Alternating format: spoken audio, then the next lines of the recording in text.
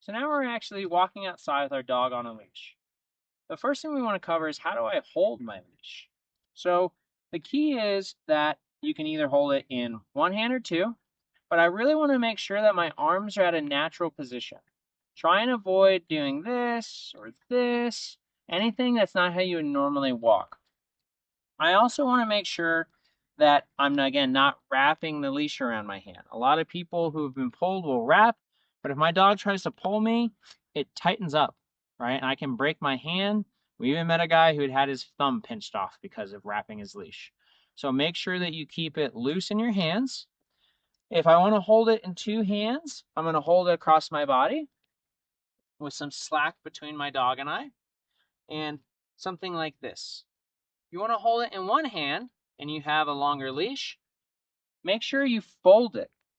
All right, so I'm folding it across my hands like this. And what this does is if my dog pulls, it just pulls out of my hand, right? And again, it's always better to just let go of the leash. If you feel like you're going to get yanked over, get your dog later. You injuring yourself is not going to make the situation better. So just let it go, okay? Now, as I'm walking, I want some slack between the dog and I, right? So I want to make sure, booms.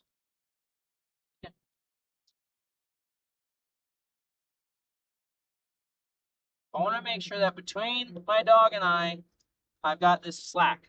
I do not want to hold it tight between us. This will engage that trap reflex we talked about, where my dog actually resists me and holds it. So I want to have a little bit of slack. The amount of slack depends on how big of a leash pop you're going to make. So if you're doing a small wrist flick, you're going to have a little bit of slack in it, just enough to take all the slack out. If you're doing a much longer elbow movement, I'm going to have some more slack in it. If you're doing a movement where you're swinging your arm back or even swinging your arm across, it's even more slack. Remember, we're not correcting for my dog making the leash tight. Once it's tight, you're too late.